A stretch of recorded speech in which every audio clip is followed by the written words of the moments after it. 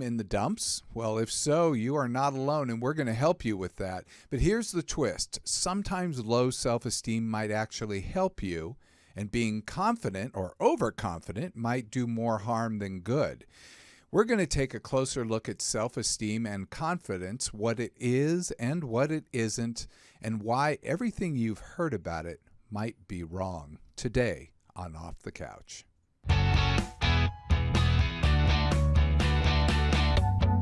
And welcome to Off the Couch, where psychology meets everyday life. I'm Dr. Greg Cason, psychologist, here with Brian Gomez. Happy Monday, you guys. Producer. And we're also here with Noah on the board. Hi, Noah. What's up, guys? We've only got a few more weeks with Noah until he goes back to his little grass shack in Ithaca, New York. That's right. But let's start off. I'm going to do a psychic reading with you, Noah. Okay, I'm ready. Okay. I'm going to just, let me do this. Here it is.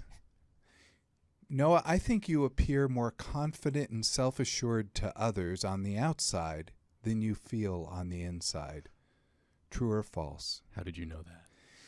Because that is what we call a Barnum statement. A Barnum statement is something that feels deeply personal and accurate, but it's actually something that applies to everybody. And this is something that's very commonly used in horoscopes and fortune telling and personality tests. I hate that it's used in personality tests. And it actually comes up when I read people the results of their personality tests, and I have to say, oh, yeah, here it says you're more confident and self-assured to others on the outside than you feel on the inside. And then I have to tell them, that's actually a Barnum statement. That's true for everybody. Are you sure it's not just because I'm a Libra? Well, I mean, the fact you're a Libra makes you cool because we share that. But it's because this applies to everybody, but it feels deeply personal and it feels accurate for all of us. So when someone gives us a reading like that, we think, this is right. Oh, they know me. And it gives you that illusion of insight and accuracy. But here's why I wanted to read it. Because that experience of feeling more confident or appearing more confident and self-assured to others on the outside than you feel the inside is so universal. So we have to start with that concept that what we see on the outside is not necessarily what we feel on the inside. But why did I even want to do this topic of self-esteem and confidence and overconfidence?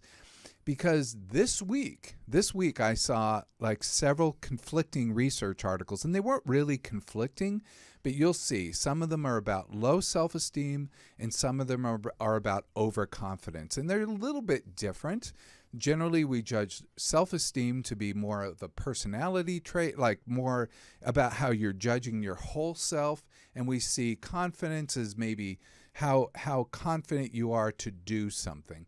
But that isn't necessarily what we're going to be talking about, because the confidence we're talking about is a sort of overarching confidence that sometimes we see in people that they tend to exude at all times. And that could be conflated or misinterpreted for self-esteem. But we're going to be looking at those things. So we saw some conflicting research, and the first thing I saw, this is like as typical as it comes. We've talked about this before. This was an article in a Spanish journal, Revista de Comunicación, and I actually posted, by the way, a link to the university, which is in Barcelona. I posted a link in English that basically summarizes the article. In fact, I love this university's English website because it had so much good information on it. So you could follow that through and take a look at it. But this particular research, it was actually two universities in Barcelona. They looked at 1,000 Spanish adolescents, 12 to 18, and they focused on Instagram and TikTok and their social and emotional impacts. Well, this is as normal as it comes, because what they found out was that girls' psychological being is worse than boys as a result of using TikTok and Instagram. I mean, are we surprised by that? Yeah, this is as normal as it comes. Girls feel more observed and pressured and need more external approval on these things. And we see what this happens is it brings up something. I'm just going to keep throwing out throw out concepts here, if you don't mind.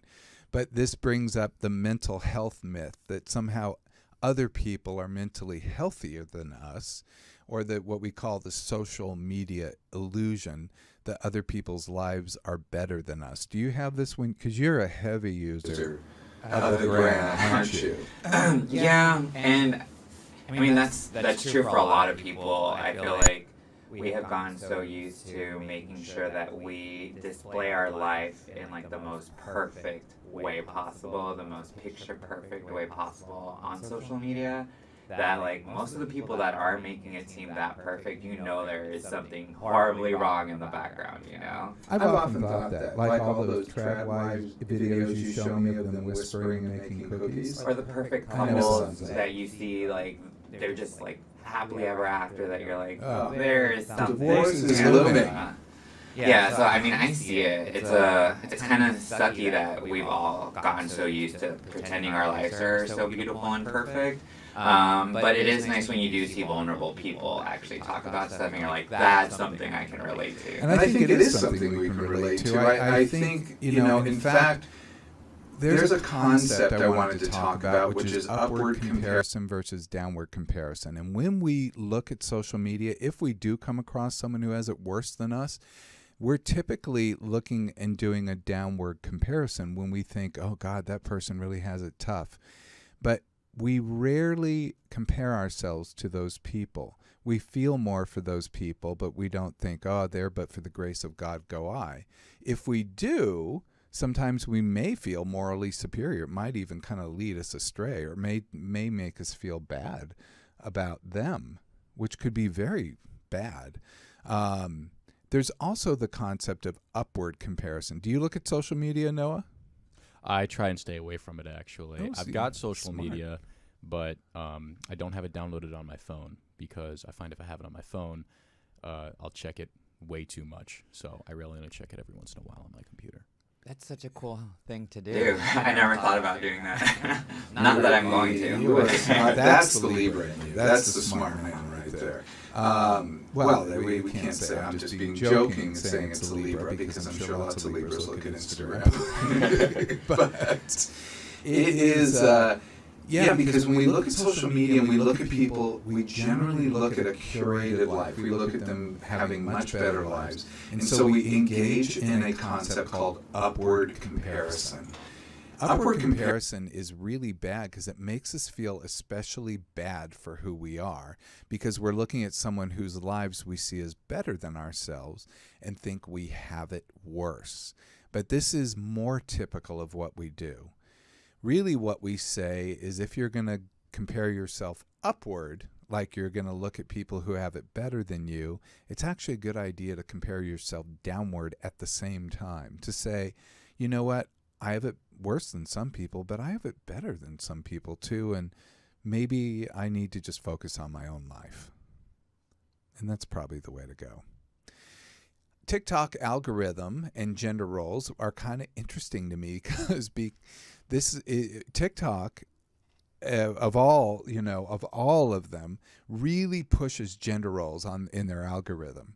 So girls receive beauty and fashion content more, and they feel negative body image pressure because of it. They see all these images, where the boys might get more content around sports and gaming, and hey dude.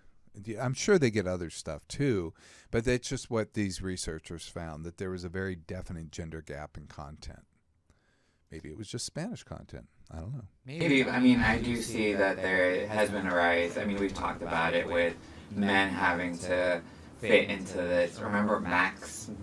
Looks Maxing, yeah. It's a previous show. You can look it up. It is disturbing. But it's like kind of nice that like the guys are having to deal with what the girls have been dealing with, with that pressure to look a certain way, to behave a certain way. It's like now the men are feeling it, Yeah, I wish they weren't. I mean, I miss those days when guys could just have huge pot bellies and scraggly beards, and and people are like, oh, he's sexy. Well, I mean, in gay culture, we kind of have those. We have those? Like the standards we have to kind of fit into, too. oh my God, gay culture is bad, bad, bad. You know, I've often thought, just this is a total side venture here, but in the gay culture, because their love objects are men, they try to please men who tend to be more visually focused. And when you've got women, gay women, their love objects are women. So they are probably focused more on content of the person, more on who the other person is. So it tends to be a little different in that particular way. No wonder, like, there's beautiful women that go out with, like, not the best looking guys, you know, not the most in shape guys. That is true. Wow. Huh. That is true. The more you know. The more you know. So, okay, so perceived social media effects. Girls are more critical of social media's impact on well-being. That good for them. Don't know why I included that here. But Instagram users value organization and group belonging. So Instagram users like the group aspect that Instagram brings you, and TikTok users like the expression that TikTok brings them. They can express themselves, and they look at it for adapting to norms. That adapting to norms is actually a piece here. Like they want to look at TikTok and say, what is everyone else doing? How can I copy them? That's a key part of adolescence, let's face it. That's true, because most people will go on, like, the stuff that gets on Instagram has already been on TikTok, you know? Like, Instagram gets the like, what already has been. Are they getting the leftovers? It seems like it, yeah. Aw, I like Instagram. I do too. Yeah. I'm a grammar instead. Yeah. You know. I like the you know, the artistic, you know, pictures and the little captions, you know, and I can't dance, so I could never, like when TikTok was taking off, it was all about dancing, and I'm like, oh, well, I'm excluded from this app completely. That was my attitude. Same. Did you ever try it? A dance? Yeah. Dude. Can we go back to old Dr. Greg's TikTok and find some of your film? Well, I can guarantee you won't find it. There won't be any. But this is why. I mean, I have to laugh about me. I don't know if I've ever said this before. You know that I was a character at Disneyland. And I probably shouldn't talk out of school, but they would put me in shows. They would put me in parades and different things, but they would always put me in a non-dancing part because I couldn't do it. And then they did put me in a show in a costume. I don't want to say, because there's a costume who's allowed to screw up all the time and just make fun of himself and keep going. And that costume is what I did in those shows. Was it goofy? I don't know. Might have been. I can't say. Got it. So anyway, enough of that. Enough of me not being able to dance. It was a painful part. You know, I mean, some of us got it and some of us don't. And I just don't. But this was something I knew about myself, and I didn't feel bad about myself. I didn't have negative opinions about myself that I couldn't dance. So I'm looking here at the next big article I saw this week. I mean, I have to say, these things really cracked me up. This was an article about underconfidence, persistent underconfidence. This was out of Copenhagen and the University of College London. So these are two major institutions, and they publish this in Nature Communications, a major journal. I know we don't want to go too far into the research. All I'm saying is this was a very interesting study. And they looked at the concept of persistent underconfidence, where people don't feel confident. They found that people can feel unsure of their abilities even when they've had proven success. Do we know this to be true? We do know this to be true, that some people who have lots of success still don't feel successful, still don't believe that they can do things very well. And sometimes it takes them a long time to get to that point. This is often linked, and I don't think it's a surprise. Again, this is not a surprise finding in the research. It's linked to anxiety, depression, and the forever imposter syndrome. I was just going to ask. This is kind of what that was. Yeah. Okay. And this is basically, they call it distorted metacognitive processing. Do you know what that is? It's thinking about thinking. But the bottom and the processing is basically that they're having beliefs about themselves that are affecting these other things going on. Yeah, I feel like a lot of us deal with that, though, in one way or another. That's right. That's right. So anxious and depressed individuals ignored their confident moments. We know this about depression in general, that when people are depressed, they don't focus on what works. They don't focus on their successes. They focus on their failures. Failure is what intrigues them more. So they focus on low confidence events to judge their performance, and the result is they have a distorted, overly negative self-assessment. So then they feel bad. Sounds like quicksand. It is quicksand. And how this is related, like self-esteem, self-confidence, I was talking about that little bit of a difference there. But that self-esteem is really this base layer belief of how I see myself. And if I see myself as unworthy, negative, down, then I'm going to be more likely to be depressed and anxious.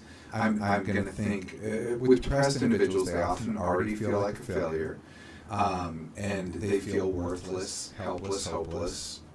With anxious individuals, they feel like they have an inability to handle things. Typically, sometimes it can be life, like everything.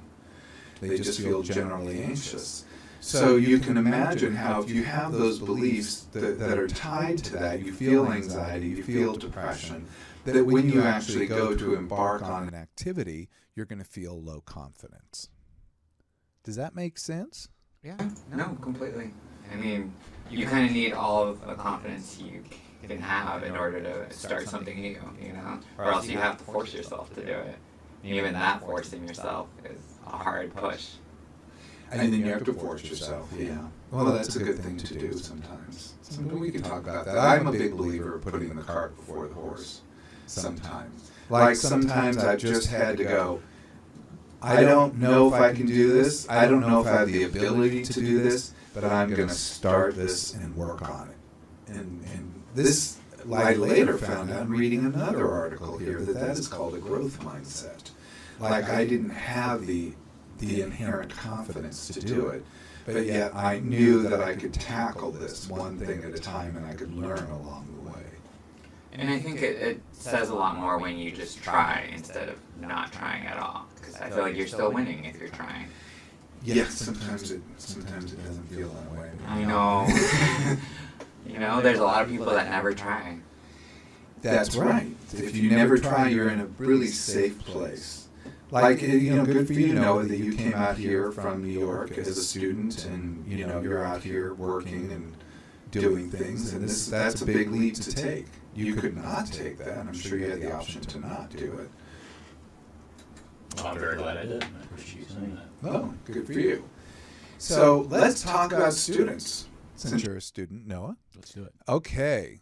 This was another article I found that I was like, what? My head is spinning around. Too many school students are overconfident. How about that? So this was an article. It was some research published in the journal Educational Psychology, which is very good. But I gave a link to an article from The Conversation, which really breaks it down much more easily because the academic article, it just makes no sense. I mean, it's a hard read. It'll be good for the academics. So they look at confidence versus ability in students. So confidence is actually good because it can predict achievement beyond ability.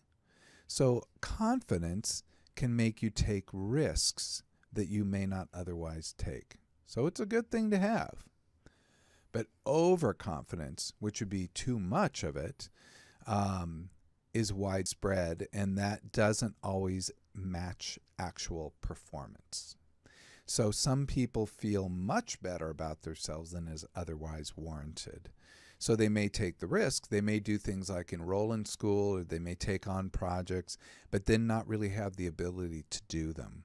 You know, I think, what are you laughing about? Because not too long ago, I thought I was great at snowboarding, and I went on the snowboarding trip to only realize, wow, I had only been on like the bunny slopes, if that. And then when I got to the first mountain, I was terrified at the top because I was like, I don't know if I can do this. Oh, you went all the way to the top? Mm-hmm. Thinking I could do it. What now? Where? In Mammoth. Oh, yeah, I don't think there's no green runs up there. I don't even know if there are blue runs off the top. I think it's all black diamond. Yep. I busted my ass a lot that day. Let's just say that. I learned that I was not as good as I thought I was. So I'm cracking up. I used to snowboard too a lot back in New York. And when I was way younger, I had a similar situation. This is probably back in middle school, where I thought I was a lot better than I was, and I hopped on a ski lift, not realizing how high up it was going to take me. And by the time you get up there, I mean, you can't ride it back down. That's like rat shit. But having to, get down the mountain by snowboarding down it, I kind of overcame the fear, and I was able to go back up and try it again, and eventually that's how I got better at snowboarding. So, like you were saying, Dr. Greg, sometimes you put the cart before the horse. Exactly. Yep. I had a great day the second day, but that first day, my butt was bruised for like a month. That is good. Well, good for you. I mean, I couldn't imagine. I mean, I don't like. I go skiing and I ski. I don't snowboard. And it's funny. I took a lesson this last time. Oh, let's do a divergence about me. I took a lesson, a group lesson in Mammoth. And we, it's a group lesson. I took the intermediate because I consider myself intermediate. It's intermediate advanced, / group lesson, whatever. They split us up because they had like 3 instructors, and they're like, okay, let's split you up. Tell us about how you ski and whatnot. Well, I think I may have underplayed my ability because, just me. I don't want to say, I can just handle anything. And everyone's like, I'm all double black diamond and I'm all black diamond. I'm like, I want to stick to the blue runs, Even green is okay. Like, I'm okay. And so they put me with another person. And so it's just, we had this cool teacher, Irina, from Russia. And she's, the instructors at Mammoth are crazily good. And they, we were up there, and all I could do, because I didn't always understand what to do, like I can't dance, so you can't tell me what to do with my body and me immediately understand it. I just have to copy you. So I just would say, I'll just go behind you, and I was with another person, so there was another skier with me. But she gave me such compliments because she said, "Oh, you're so athletic," and I'm like, "What?" And she goes, "Here, spin around," and then I spinned around, and then she goes, "Here, do this," and I did that. But I was copying her, which was I can do. If you show me, I can look at it and do it.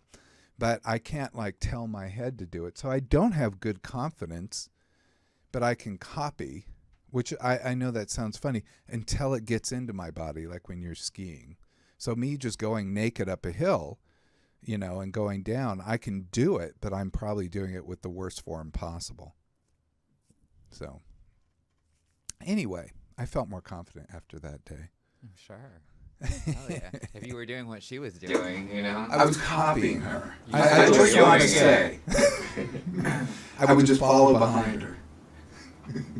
I'm like, well, if she can do it, I can do it. So, Dr. Gary, how do we know the difference between when we're being the right amount of confident or when we're being overconfident? We're going to talk about that because I'm not trying to tease it, but at the same time, I just wanted to kind of cut through some of the noise here.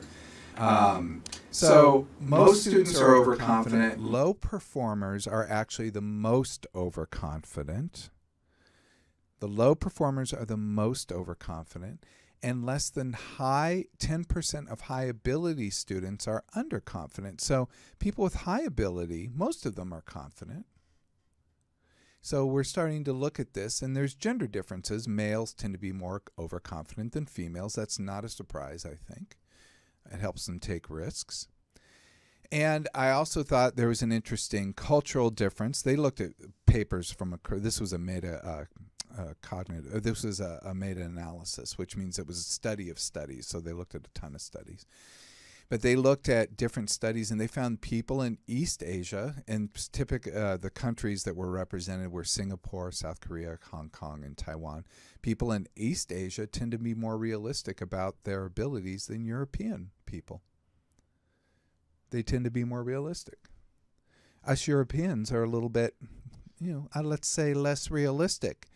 This was specifically people from Denmark, Netherlands, Finland, Serbia, and Latvia. So it was those in particular. So not necessarily U.S., but I think U.S. could fit very well into that finding. Oh, yeah. So, Noah, to kind of answer, we can't tell you what to do quite yet, but to kind of go to this, we're going to talk about something called the Dunning-Kruger effect. So this is a cognitive bias that individuals with low ability tend to overestimate their competence, while highly skilled individuals may underestimate theirs. In essence, the less you know, the more confident you feel.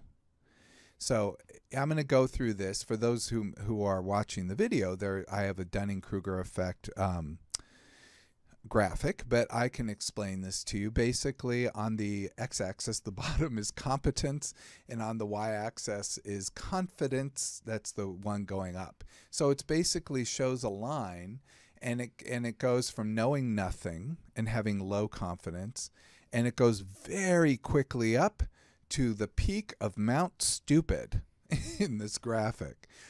Very quickly. So people who don't know much think they know a great deal. I found this out a lot. Like in school, like I remember the first day of school in my master's program, that there were students who had such an inflated view of their ability as therapists, as psychologists. I mean, this was at the very beginning, such inflated views. And I was like, I feel like the biggest dummy in the world. I mean, I was hungry for the information, but I didn't have the confidence. I probably was in peak of Mount Stupid too, but my peak was just a little bit lower than some of the other students, I think, because I didn't know enough. But quickly, when someone gets exposed to the fact that they don't know a great deal and they start to see the consequences of their ill actions, the problematic actions, they quickly go to the valley of despair, And then only once they start to gain information and gain skill and gain competence do they go up the slope, what they call the slope of enlightenment, and until they get to expert status, they get to the plateau of sustainability. So just to explain this again, can you go to the next slide, Noah? Is the knowledge, our confidence and our knowledge in the field are interrelated, but at different points. So if we have no confidence, no knowledge in the field, we will often think, I don't know anything about that. Like if you go, what's prestidigitation? And if you didn't know, you would say, I have no idea what you're talking about. It's magic. Isn't it magic? No? I don't know. Oh, see, there you go. Good, excellent. We're at the bottom right now. Okay, so then then you say I don't know, but then all of a sudden, all the way to the top, I know everything. So it's like all of a sudden, if you start to learn a little bit, you think, oh yeah, that's easy. I can do that. That's no problem. So that hill is very easy to climb. So people can think they have all kinds of knowledge when they have very little. But it's only once they face the behavioral aspect that they can see that there's more to this than I thought. They start gaining knowledge and they think, oh, shoot, I'm never going to understand this. I remember thinking about this in school, and I still have that feeling sometimes. Then we think it's starting to make sense. I remember that feeling in school. And then I got much better, and I'm like, oh, and I agree with this. Trust me, it's complicated. Like I can look at things, and that's why I would like to do this podcast, because I do want to explain these concepts in the easiest way possible. But one thing we could have done very easily in this particular podcast was to tell you, oh, self-esteem, here are the 10 things you can do. I bet I would get 1 million clicks. I mean, here you go. Like, here are the 10 things you can do. Good. Because everybody's hungry to improve self-esteem. But sometimes we want to actually improve something else, not self-esteem. But we also want to improve our competence. I saw an economist talking about the latest fiasco going on economically in the world, where someone imposed a bunch of tariffs and the whole economic system all but crashed, or is having a lot of problems. And he said people have lost confidence in the United States. And he said you can't have confidence if you don't have competence. And I'm like, wow, that is the Dunning-Kruger effect. So sometimes people with high confidence don't have competence. Actually, it takes a long time to become an expert. And this really bothers me because in our world, there seems to be kind of this anti-intellectual, anti-elite, people who go to college thing. Do you hear this out there? I hear it all the time. Yeah. That you can't be, experts. Stop listening to them. We know better. And goes to something. Remember, we did a show on common sense. And what did we find out from that common sense show, Brian? It's not so common. What? Common sense is different for everyone else. That's right. Common sense is not common. Common sense is not something that we all share the same opinion about. We think something is common sense to us, but that means you may have a very different opinion and you may say, that's your common sense. But does that put up a fight with science? Science isn't trying to get common sense. They're trying to look for the answer, and whatever the answer to the question is, and that is done through a rigorous process, and they don't always know what the answer is going to be. And one thing I love about science is they could say, okay, here's the answer one day, and then they could go, well, we found out this new information. So we're amending our previous answer, like it's actually maybe this over here. We thought it was that, but maybe this over here. That they're actually open and flexible to new information, as opposed to having a fixed mindset about how things should be. Makes sense. All right. I feel like you talk about that a lot too, about having a flexible mind instead of being rigid. I do. That's right. I actually think that is the key to mental health right there. It's cognitive flexibility. And here it's just we're looking at overconfidence can lead to failure from making risky decisions, and underconfidence can lead you to have missed opportunities. So the goal is, what do you think? Like a balance? A balance. Wow. Very good. Balance confidence. Yes. There's my overconfidence right there. Aim for realistic self-perception to foster better learning outcomes. Aim for keeping it kind of in the middle. Like, you know what you don't know. That's a tough thing to do. And it's okay not to know stuff. Oh my God. I think It is people don't know. preferable. It is preferable. I was reading a physician. I was reading, I don't know what article I was reading this, and it was really, it was not about any of this stuff. But I kind of laughed when I saw this. The guy said, he met a physician at a party, and he's like, what's the blah, blah, blah? And he goes, the correct answer is, I don't know. And he said to the guy, he goes, the real experts are the nurses.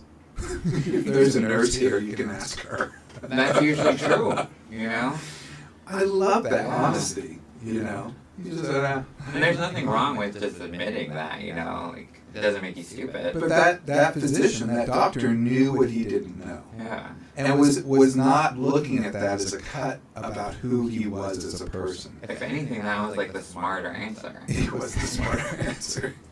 I love it. So confidence can lead you to have better performance because you can attack things.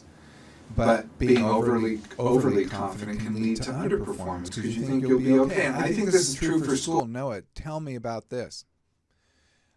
When I would look at the beginning of the semester and I'd say, indeed, I won't have to read this. I can study this later. This will be okay.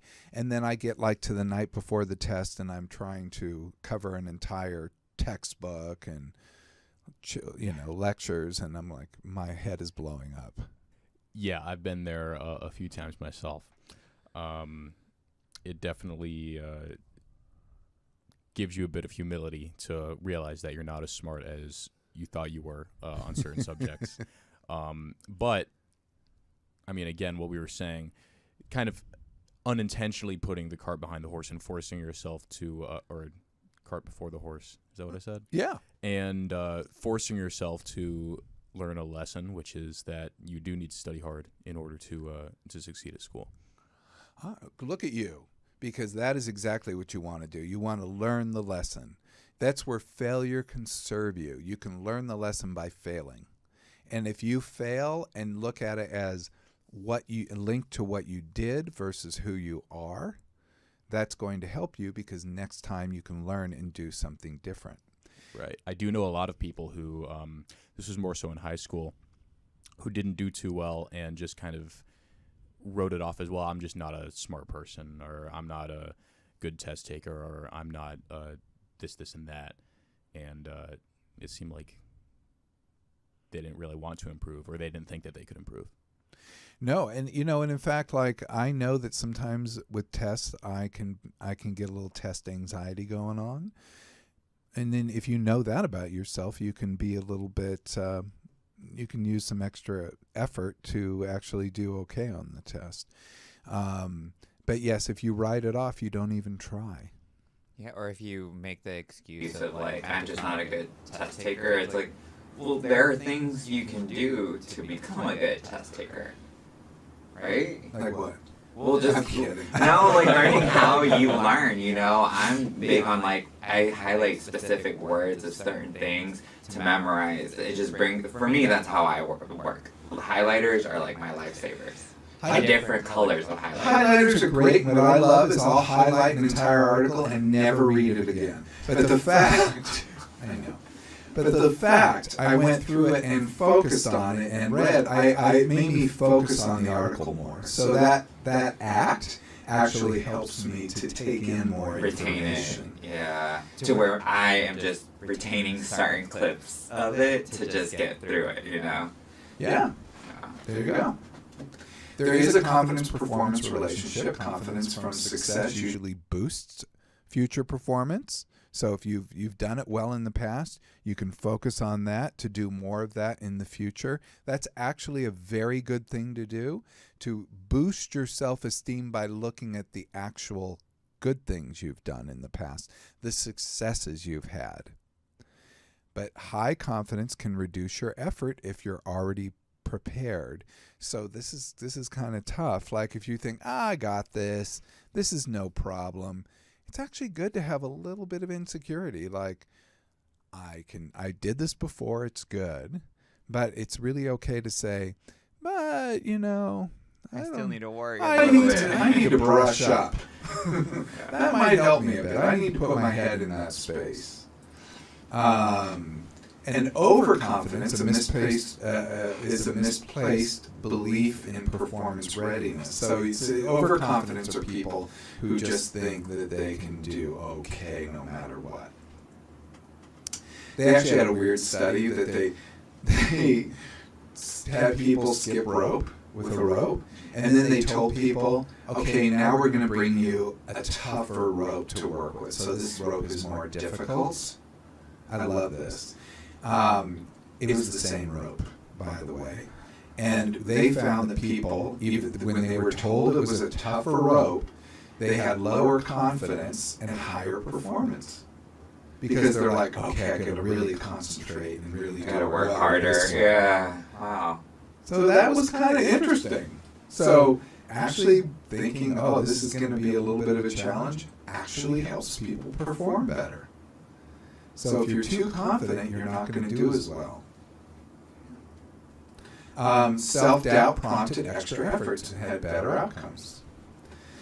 So, okay. Confidence helps you take risks, set high goals, but unchecked confidence can hinder performance. And accurate self-assessment is the key. Thank you, Brian. You got that.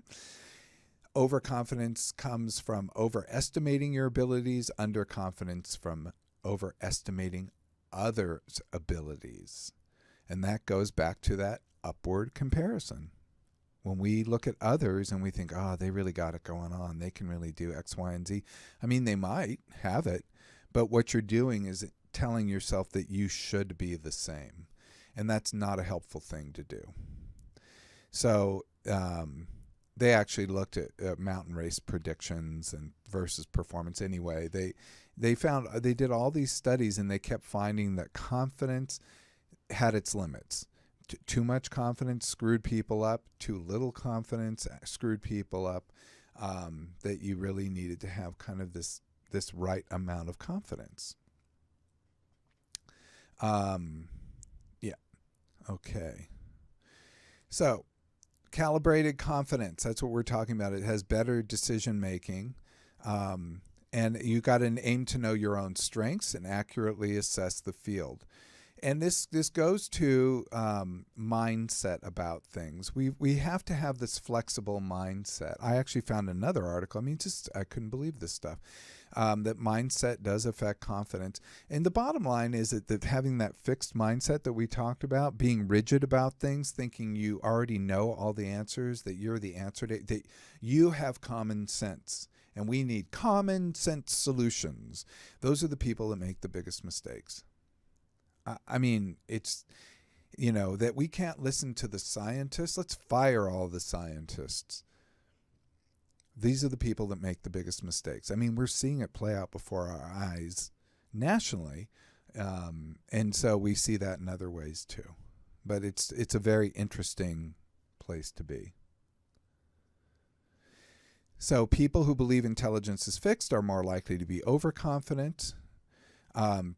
But growth mindset individuals tend to assess their abilities more accurately. I guess I'm embarrassed to say I had that but the reality is my insecurity really helped me a lot with my field, because my insecurity and my hunger to know things helped me to get a PhD and not stop at a master's degree, which most therapists do. Most therapists will get a master's degree. And that's like a very easy thing to do. I actually took the master's test as a lark without studying for it and passed, because that's basically what school was. It was like studying for the test. That wasn't a hard thing to do. But I got the doctoral license and everything because I was so hungry and thought I needed more training. I needed more knowledge. And I still feel that way. I still have to constantly learn. I'm still taking continuing education because I still feel like I'm really behind the curve. And your field, changes a lot along the way. It doesn't. It doesn't. Yeah, the terms change. Or the culture. The culture changes. Things in life kind of shift a little, so you kind of do have to. But I'm kind of interested that the knowledge kind of is held pretty well. But I do agree that terms change, culture changes. Sometimes I use the wrong word for this or that. People get kind of upset. I'm like, whatever, dude. So I had that when I was young. I remember people telling me, they'd come from a different point of view, and they would tell me I was wrong because of the point of view I had. And then so I really am careful not to tell people that now. So. People who believe intelligence is fixed, I went over that. Overconfidence can hinder learning and lead to poor decision making. So these are all things that, we want to look at. Confidence should be calibrated with your actual ability. And this goes to the concept of self-esteem, going all the way back to the beginning, folks, how you feel about yourself and your overall worth. And if your self-esteem isn't great, it is good to work on, because you do want to feel worth. And to feel worth, you have to actually look at the beliefs that drive your worth. If you're thinking that you personally are worthless or helpless, unable to do things, those are key beliefs that you need to work on. Yeah, I do give my mom a lot of props for that, for instilling certain beliefs about myself as a kid, to where, I don't feel like I have low self-esteem because of it, It sometimes sounded like, she was just blowing smoke up my ass, But it did help over, my life, so far. Well, that's good. I came from Gen X, and we all have low self-esteem because our parents told us we were to be seen and not heard, and, by the way, not even seen. Like, get out of here. I don't think that's too far from wrong for that generation. So we didn't get the praise. What's going on now with Gen Z? Do you get praise, or are you told to go away? I think my parents did a pretty good job.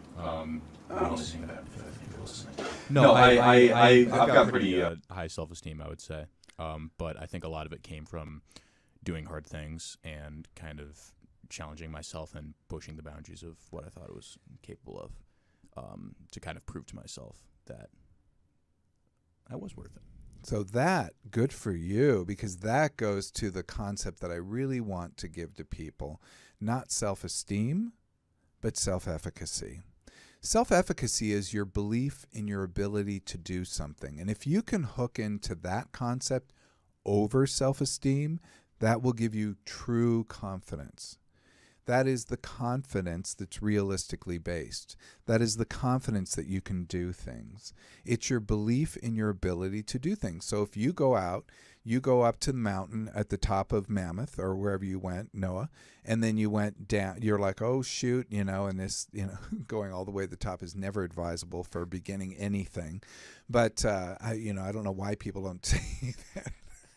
You get on the gondola and off you go. I thought it was good. Well, you get off halfway. Why'd you guys go all the way to the top? There was no halfway. It just On went the gondola? It just went all the way straight Yeah, up. no, there's halfway. You guys didn't notice. No, I don't know what one we were on, but it just did not stop. I thought it did. But anyway, you're going up, you get scared about things. But if you go, okay, I learned from that. I'm going to go try this again. And your body learns, doesn't it? It learns quickly. Oh yeah. Then The next day was fine, but that first moment, I was like, it's high. Like, even looking down the hill, I was like, oh, how is this going to happen?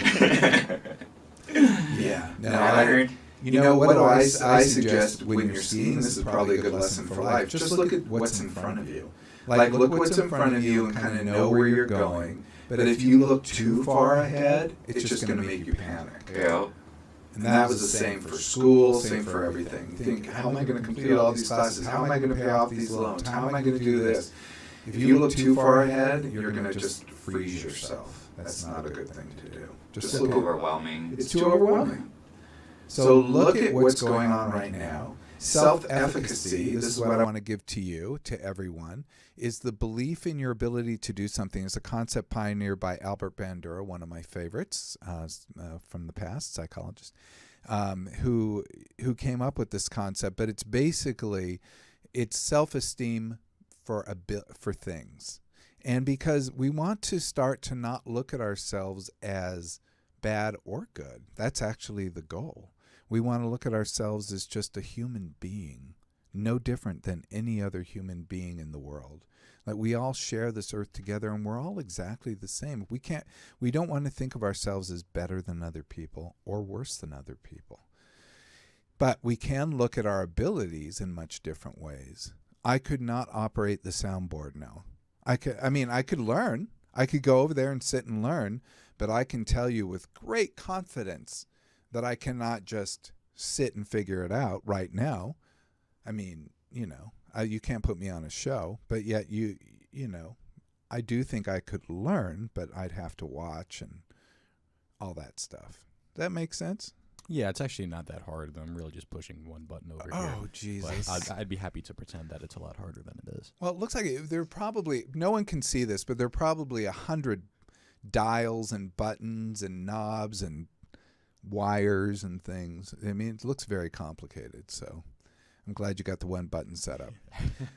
But so that's, we want to look at self-efficacy, and that will build our bank of knowledge, and then we'll feel more confident. I actually feel generally confident because I've built a bank of self-efficacy, even though I might have those beliefs I had as a kid. Those Gen X beliefs of things not going so well. My mom pretty much just kind of instilled that I could do anything I wanted to if I tried.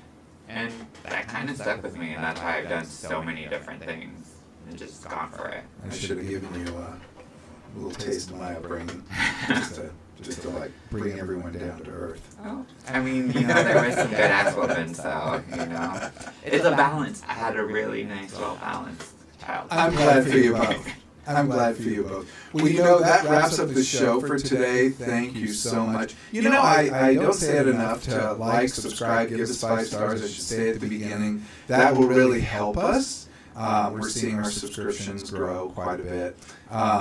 Links to the studies go to the YouTube page at youtube.com/Dr. Greg. And if you have any questions, hit us up on socials at Ask Dr. Greg. This is Dr. Greg, Brian, and Noah. Bye, Noah. And bidding you farewell until next time. Be present, be flexible, and be kind.